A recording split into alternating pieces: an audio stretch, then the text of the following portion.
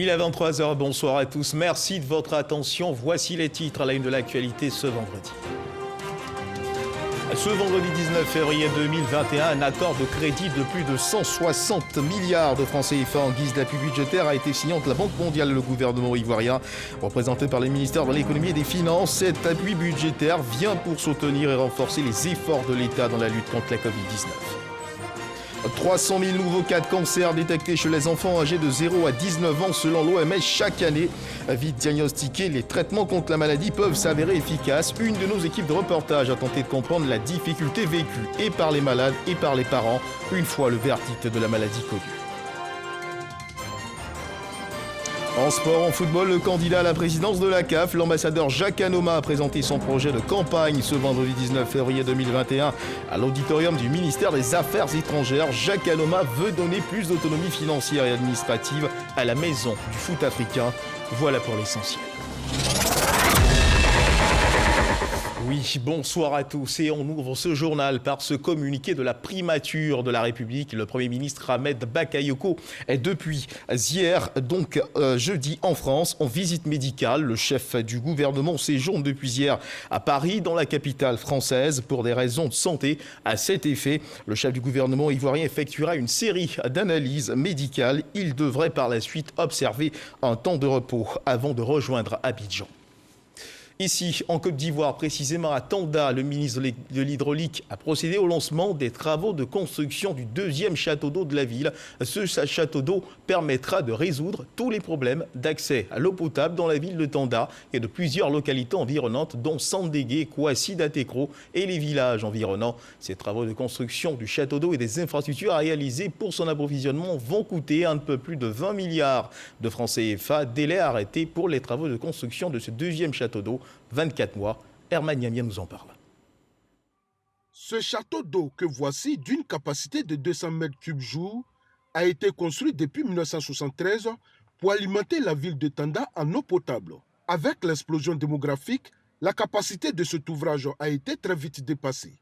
Conséquence, les robinets de la ville sont régulièrement secs, obligeant ainsi les populations à se tourner vers les puits ou à parcourir de longues distances pour disposer d'eau potable. À travers ces coups de pelle donnés ici par le ministre de l'Hydraulique et celui de l'Agriculture et du Développement rural, les difficultés d'accès à l'eau potable des populations et sous-préfectures environnantes seront bientôt qu'un lointain souvenir. C'est les bidons de 25 litres que nous chargeons dans les puits, dans les tricycles, pour se promener dans la ville de Tanda, dans les puits. Souvent, même ceux qui ont les puits nous chassent pour nous dire que quand on a nos robinets là, ils ne viennent pas là-bas. Donc, il ne faut pas, on va aller vider leur eau. Donc, vraiment, c'est un sentiment de joie. Ce projet, d'un coût global de 20 milliards 54 millions de francs CFA, permettra de régler les problèmes d'eau potable de Tanda, de Sandégué, de Kouassi Datekro et des localités environnantes. Les villes qui connaissaient des déficits chroniques, le président a instruit de pouvoir les traiter. Nous avons décidé de les traiter par un projet qu'on appelle 12 villes. Et parmi ces 12 villes, il y a Tanda. Ce projet consistera en la réalisation de plusieurs infrastructures hydrauliques, dont les plus saillants sont entre autres la construction d'une station de prise d'eau brute de capacité 280 m3/h, la construction d'une station de traitement de 280 m3/h, la construction de 2 nouveaux châteaux d'eau, dont un de 500 m3 jour, dans le village de Komambo et l'autre de 1000 m3 jour dans la ville de Tanda.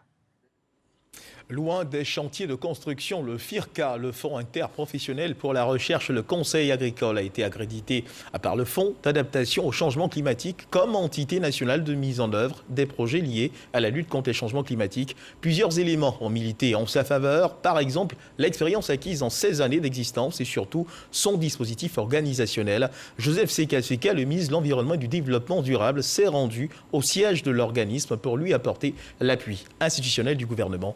Lancine Bakayoko. Tous les secteurs d'activité, notamment au niveau agricole, subissent les effets des changements climatiques avec la baisse des rendements. Le Fonds d'adaptation au changement climatique, créé spécialement en vertu du protocole de Kyoto, vise à aider les pays particulièrement exposés comme la Côte d'Ivoire à financer des programmes concrets de lutte contre les changements climatiques. La disponibilité des ressources climatiques pour le financement des projets pertinents permettra, à n'en point douter, d'atténuer les impacts de ces changements climatiques. C'est donc une opportunité pour les acteurs des filières agricoles dans la recherche de ressources additionnelles pour financer les projets verts. Cette accréditation du Fonds interprofessionnel de recherche et de conseil agricole offre plusieurs autres opportunités, entre autres la célérité dans l'action et dans les procédures d'allocation des ressources ou encore l'identification des projets. Je suis persuadé que la compétition sera rude, eu égard au nombre important de projets qui sont en attente. Je sais compter sur l'expertise des membres du comité de sélection du FIRCA et en mon département ministériel à travers le point focal des fonds pour l'adaptation dans leur mission de faire bénéficier la Côte d'Ivoire, notre pays, des retombées de la finance climatique par la sélection d'un plus grand nombre de projets bancables. Le FIRCA est la première institution nationale à être accréditée à un fonds climatique financé par les Nations Unies. Le processus d'accréditation s'est déroulé de juillet 2018 à avril 2020. La chaire UNESCO aux femmes et pouvoir de décision a procédé au lancement de son label Genre et compétitivité des entreprises GCE dans la commune du Plateau. Ce label est la contribution apportée par la chaire UNESCO aux femmes et pouvoir de décision Côte d'Ivoire à la politique nationale de renforcement de la performance et de la compétitivité du secteur privé. Patricia Oumouitia nous en parle. Cette matière grise qui va permettre... Propriété intellectuelle de la chaire UNESCO aux femmes et pouvoir de décision, le label genre et compétitivité des entreprises prône à la fois le développement et l'industrialisation basés sur le genre comme outil de performance. Le label genre et compétitivité des entreprises vise à accompagner les entreprises dans la réalisation d'un diagnostic genre de gestion de leurs ressources humaines et de leurs pratiques, toutes conscientes que la diversité et la mixité en milieu professionnel constituent une richesse pour le développement et l'épanouissement de leur capital humain. Le label GCE va créer un environnement pour disposer les hommes et les femmes à affirmer davantage leur potentiel, travailler mieux en équipe, améliorer leur rendement, apprendre à mieux se connaître de manière significative et ce qui va augmenter de manière très significative la productivité interne de l'entreprise. Ouvert depuis 2018, le projet label genre et compétitivité des entreprises a été conduit sous l'expertise du Bureau Normes Audit, premier organisme de certification en Afrique de l'Ouest. Chaque année dans le monde, le cancer fait 300 000 nouveaux cas chez les enfants âgés de 0 à 19 ans selon l'OMS, l'Organisation mondiale de la santé. Principalement des leucémies, des lymphomes et des rétinoblastomes. Si la maladie est vite diagnostiquée, les traitements peuvent s'avérer efficaces. L'on estime d'ailleurs le taux de guérison à près de 80%.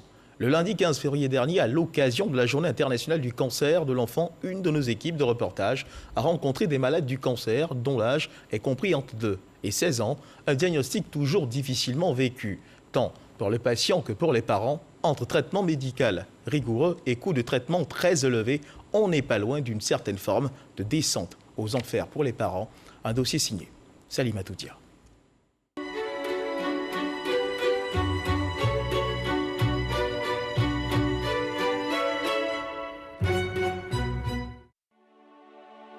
On les appelle des guerriers, des champions, des super-héros. Tous ces enfants qui chaque année dans le monde sont diagnostiqués d'un cancer. À l'unité d'oncologie pédiatrique du CHU de Treichville, Ellie, adolescent de 16 ans, est hospitalisée depuis 2 mois, roulée sous le poids de la maladie. Je me sens lourd et puis je me sens fatiguée. Quand je suis la ventre là est lourde, donc je ne peux rien faire. L'élève en classe de 4e, Aïssia, a débuté son combat contre la maladie il y a quelques mois, après avoir senti une douleur au ventre. Ses séjours dans les hôpitaux à Issia, Yamoussoukro, puis Abidjan, il les passera sous les yeux impuissants de son père, Baptiste, planteur, qui est à son chevet. Ça me dépasse, énormément ça me dépasse. Sinon moi je ne sais pas ce que c'est qu'un tunnel. Quand je vois mon fils couché sur le lit de l'hôpital, en tout cas des fois même ça me fait pleurer. Je rentre comme dans la douche, je pleure, je viens. J'essaie de le consoler. Bon, ça va, ça va. Un cas médical adressé à l'unité d'oncologie pédiatrique du CHU de Treichville. Le bilan diagnostique est tombé il y a à peine une semaine. Ils nous ont fait le diagnostic histologique d'un rhabdomyosarcome, qui est une tumeur de l'enfant. On retrouve également chez l'enfant, mais une tumeur qu'on peut retrouver aussi chez l'adulte. C'est une tumeur qui a un rapport avec le muscle strié, mais il peut se localiser partout dans l'organisme. Les lymphomes de Burkitt, le rétinoblastome, le néphroblastome et les leucémies sont les principaux cancers rencontrés chez l'enfant. Nous avons plusieurs facteurs favorisants, c'est notamment les facteurs génétiques. Et quand on parle de facteurs génétiques, ce sont des anomalies spécifiques qui peuvent porter sur des chromosomes ou ce qu'on appelle des délétions ou qui portent sur des gènes et qui sont favorables à la survenue des cancers chez l'enfant. Et puis vous avez des facteurs infectieux. Le virus de l'hépatite peut être à l'origine du cancer du foie. Le CHU de Treichville reçoit en moyenne 150 nouveaux cas sur les 400 diagnostiqués par an, avec une prise en charge pluridisciplinaire. En fonction des tumeurs, certaines tumeurs ont bénéficié de chimiothérapie, de radiothérapie et de chirurgie. Et en plus du traitement spécifique de son cancer, vous avez ce qu'on appelle le traitement adjuvant. C'est-à-dire qu'on prend en compte tout ce qui est douleur, alimentation. Et nous agissons à ce niveau-là sur le volet psycho-affectif de l'enfant. À 2 ans et demi, Ouri a subi une opération à l'œil droit après avoir été diagnostiqué d'une tumeur orbitaire. On a fait une première opération, on a enlevé la tumeur. Ils sont partis analyser. On dit, c'est une tumeur maligne, malheureusement ça va repousser. Et en moins de 2 mois, ça a repoussé, la tumeur a repoussé, quand ça a poussé l'œil est sorti. Donc après, ils ont opéré encore, ils ont enlevé l'œil. La Benjamine d'une fratrie de 4 enfants est à sa 7e chimiothérapie. Entre traitement et coûts, les parents se disent économiquement à bout de souffle. C'est des enfants avec de grandes maladies. Et puis les médicaments coûtent cher, les traitements coûtent cher, la chimio coûte cher. Chaque 21 000, on paye 400 000. Avant la chimio, on fait analyse de sang. Après la chimio, on fait analyse de sang. Tout ça, il faut payer la chambre. Même cri de détresse du côté de Nadège, qui est déjà à 1 million de francs CFA de dépenses pour assurer le traitement de sa fille de 2 ans, atteinte d'une leucémie. D'abord, même l'examen pour confirmer la maladie va dans les 300 000. Et ça, c'est un peu énorme. Et on a même demandé aux médecins d'essayer de voir combien peut durer le traitement. Ils ont dit que c'est au moins 2 ans de traitement. Et 2 ans de traitement, là, le traitement peut aller dans les 4 millions. Déjà, même avant de faire le bilan des 4 millions, nous-mêmes, on a déjà dépensé dans les 1 million. On n'a pas le choix, mais on fait avec parce que souvent, il ne faut pas se démoraliser. Quand l'enfant est là, l'enfant te voit en joie, lui aussi, il est en joie. Une joie qui incarne un espoir de guérison. La prise en charge du cancer pédiatrique est une réalité en Côte d'Ivoire depuis 1995 avec la création de l'unité d'oncologie pédiatrique. Et récemment, l'ouverture de l'hôpital mère-enfant de Bingerville. Selon le programme national de lutte contre le cancer, la politique gouvernementale a permis d'améliorer l'accès au traitement, mais également de la réduction des coûts des médicaments. Sinon, au niveau de la gratuité, l'État est en train de faire des efforts dans ce sens pour permettre la gratuité même de certains anticancéreux pour soulager les parents d'enfants malades. Des malades qui sont diagnostiqués dans certains cas à un stade tardif, d'où le taux de décès qui avoisine les 80% pour ces cas, selon le PNLCA. La recette miracle reste le diagnostic précoce pour une prise en charge efficiente. Le Burkitt, par exemple, c'est un cancer qui est vraiment chimiosensible et pour lequel, lorsque le patient arrive tôt en consultation, le taux de guérison peut avoisiner les 80 voire 90%. Et vous avez également le néphroblastome qui a un très bon taux de rémission également,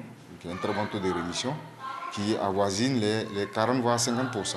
Des efforts restent à faire au vu des objectifs définis par l'Organisation mondiale de la santé qui sont d'assurer au moins 60% de survie pour tous les enfants diagnostiqués d'ici 2030. À côté du cancer, il y a la Covid-19 qui est toujours présente et c'est pourquoi il faut continuer de se conformer au strict respect des mesures barrières.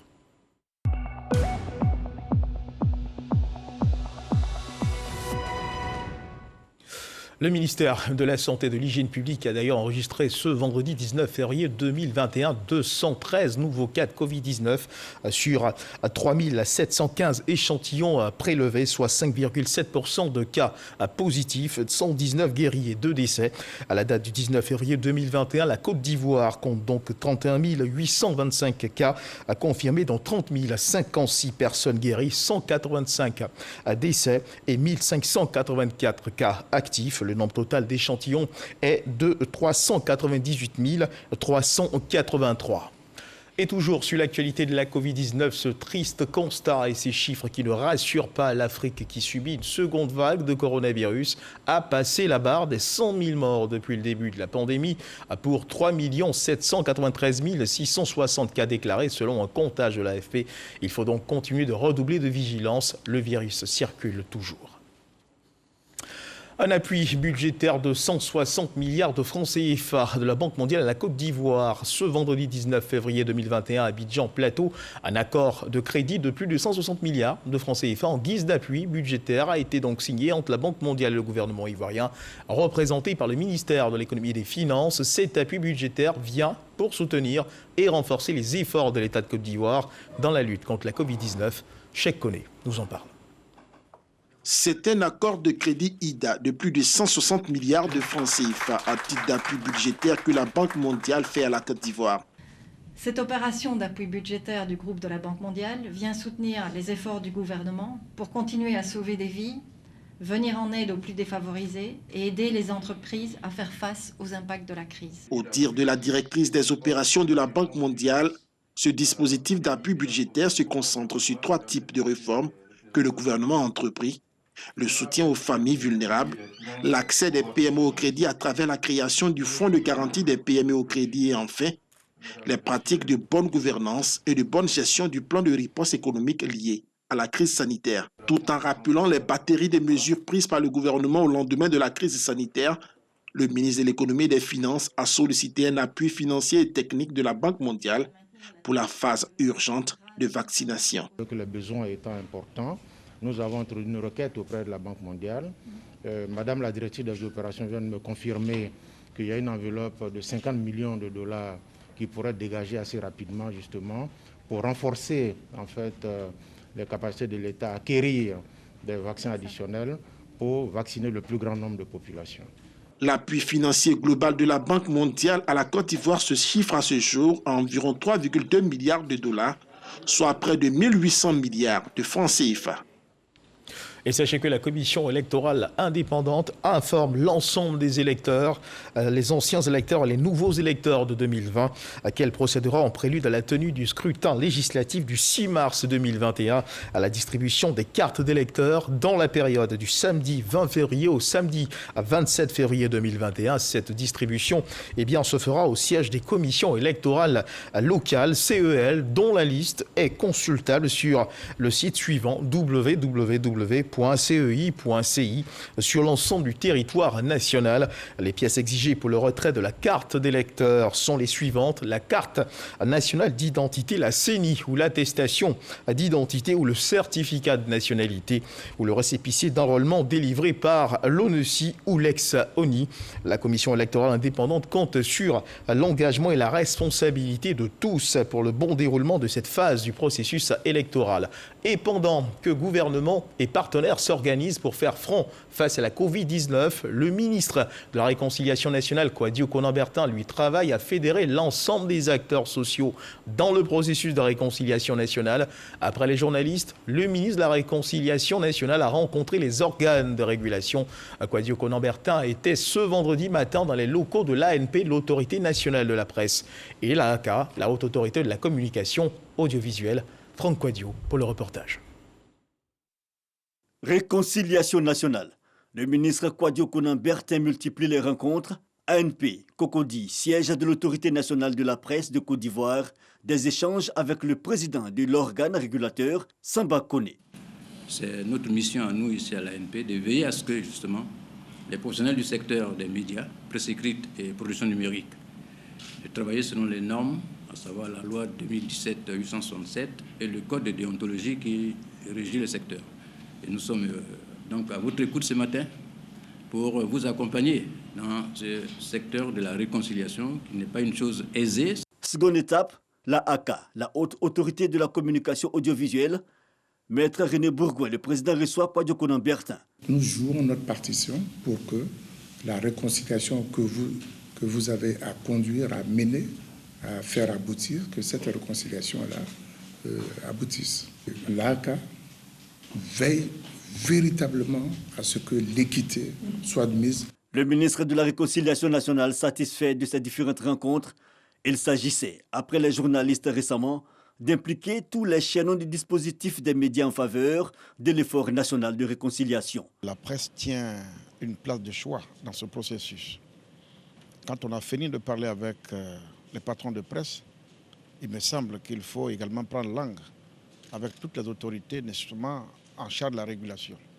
Ce matin, nous sommes venus donc pour faire un tour d'horizon, nous accorder sur ce qu'il y a à faire en cette période-ci de paix que nous avons choisi, parce que la réconciliation, il faut se le dire, elle s'impose à nous. Engagés en faveur de la cause, les acteurs de la presse, mais aussi délivrer un message.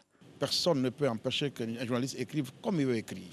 En déontologie, ils le savent très bien. Tout ce que nous souhaitons, je dis bien nous souhaitons, c'est que dans cette période-là, charnière, qu'ils nous accompagnent par leurs écrits, comme nous demandons aussi aux hommes politiques eux-mêmes qu'ils nous facilitent la tâche par leurs discours, par leurs propos. Donc ce n'est pas que vous seulement les journalistes, c'est tout le monde qui est concerné. Le ministre de la Réconciliation nationale, Kwadwo Konan Bertin, entend les jours à venir densifier les initiatives. La recherche de la paix nécessite l'adhésion de toutes les forces vives. Et l'actualité, c'est également cette autre information qui émane de la CEI. Sachez que la Commission électorale indépendante de la CEI, en partenariat avec le PNUD, avec l'appui du projet d'appui aux élections, organise un atelier d'appropriation et d'information sur le mode opératoire des élections des députés à l'Assemblée nationale à l'attention des candidats et candidates à l'élection des députés du 6 mars 2021. Cet atelier qui vise à contribuer au renforcement de la transparence du processus électoral aura lieu le mardi 23 février 2021 à l'espace Latry 26 à Abidjan, à 2 plateaux Carrefour Duncan à partir de 10h. Vu l'importance de cette formation, chaque candidature ou liste de candidatures est tenue de se faire représenter par une personne. Le présent communiqué tient lieu d'invitation et pour toute information complémentaire, prière de joindre le secrétariat permanent de la CEI au 27 22 40 09 90. On parle à présent de diplomatie. Un émissaire du président sri-lankais reçu par le ministre Ali Coulibaly. Il s'agit bien sûr de l'ambassadeur Kanna Vulipillai Kannanathan. Ce dernier était porteur d'un message du président sri-lankais Gotabaya Rajapaksa. Reportage Jean-Luc Pangou. Le Sri Lanka ambitionne d'investir dans le domaine agricole et énergétique en Côte d'Ivoire. Telle est la quintessence des échanges qui se sont déroulés entre l'ambassadeur Kanna Kannanathan et le ministre Ali Coulibaly. Le diplomate qui conduisait la délégation sri-lankaise en prospection dans le pays était porteur des messages du président sri-lankais Gotabaya Rajapaksa. La raison de notre présence ici en Côte d'Ivoire aujourd'hui est d'abord d'accroître nos relations bilatérales. Et en deuxième lieu, nous souhaiterions, n'est-ce pas, investir en Côte d'Ivoire dans le domaine de la transformation des matières premières qui existent ici en Côte d'Ivoire, notamment la noix de cajou, le cacao. Et en dernier lieu, nous aimerions, n'est-ce pas, ouvrir, n'est-ce pas, le secteur des investissements ivoiriens aux hommes d'affaires de notre pays. Établies depuis quelques années, les relations sont au beau fixe. Elles se sont davantage raffermies au cours des dernières années avec des consultations régulières entre les dirigeants. En sport, en football, élection à la présidence de la Confédération africaine de football. Le candidat à la présidence de la CAF, l'ambassadeur Jacques Anoma, a présenté son projet de campagne ce vendredi 19 février 2021 à l'auditorium du ministère des Affaires étrangères. Jacques Anoma veut donner plus d'autonomie financière et administrative à la maison du foot africain. Le point dans cet élément de Salif Ouattara. S'il est élu président de la Confédération africaine de football au soir du 12 mars 2021, Jacques Anoma entend procéder à un audit complet de la CAF, faire l'état des lieux, aller à la recherche de nouveaux partenaires et sponsors. Restauration de son administration, ses ambitions, sa gestion, ses performances et son image. À la tête d'un comité exécutif soudé, solidaire, engagé et responsable de ses choix, nous parviendrons à faire du football africain une référence dans le monde. Jacques Anouma entend également être un président à plein temps, prêt à servir le football africain à 100%. Je vous l'ai dit, je serai un président à 100%. Voilà. Il est très important que, comme les autres confédérations ou les autres institutions internationales dont les sièges ne sont pas dans le pays du président, qu'on sente la présence de celui qui a été élu. Jacques Anouma a également lancé un appel au président de la FIFA, Gianni Infantino. Objectif du candidat ivoirien à la présidence de la CAF, établir un rapport de respect entre la CAF et la FIFA. Je ne lui demande pas amitié au nom de notre longue amitié. Équilibre un peu les choses. Viens en Côte d'Ivoire aussi. Même si je ne suis pas le choix présumé de la FIFA, comme certains le disent, j'en sais rien. Mais je lui demande de venir aussi en Côte d'Ivoire. Comme ça, les soupçons vont s'atténuer. Le candidat Jacques Anouma s'envole pour Dakar, au Sénégal, ce samedi 20 février 2021. Première destination d'un périple qui l'amènera dans plusieurs capitales africaines où il ira présenter son projet pour la CAF aux différents électeurs. Et puis cette information de nécrologie, il a tiré sa révérence le 30 septembre dernier au Ghana. Édouard Sanson Kouaou, grande figure du secteur de l'agriculture en Côte d'Ivoire, sera inhumé demain, samedi 20 février, à Niablé, son village natal. Sa levée de corps a eu lieu ce vendredi à Ivosep en présence d'éminentes personnalités du monde politique, économique et culturel. Nous y reviendrons certainement dans nos prochaines éditions.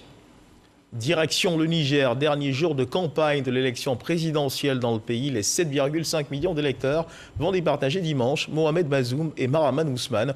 Le pays en passe de renforcer sa démocratie. Les Nigériens espèrent un bon déroulement du processus électoral. Sidonie Davila et Ulrika Dango, nous envoyés spéciaux. Le Niger connaîtra sa première alternance démocratique à l'issue de l'élection présidentielle du 21 février. Une victoire pour la démocratie nigérienne, selon Ismaïlou Aboubakar, un activiste qui se veut sceptique. D'abord, un pari qui est en voie d'être gagné. On ne peut qu'applaudir. On ne peut que vraiment remercier Excellence Monsieur le Président pour cette alternance démocratique. Donc, c'est un pas vers la démocratie, n'est-ce pas, proprement dit dans notre pays. Moussa Tchangari, secrétaire général de l'association alternative Espace Citoyen au Niger, cet autre activiste, est d'un avis contraire. C'est vrai que l'alternance en tant que telle, c'est bien. Ça montre que, bon, donc, en fait, au moins, il y a des élections qui se font et que, bon, le parti qui est au pouvoir peut perdre et des partis qui sont à l'opposition, ou un ou plusieurs coalisés ou seuls peut gagner une élection, c'est peut-être une bonne chose. Mais ce qui va changer la vie des gens, ce n'est pas seulement ça. C'est concrètement, est-ce que, en fait, il y aura, et l'alternance va aussi s'accompagner par un changement. Alternance démocratique ou changement, la population nigérienne, elle, aspire à bien plus.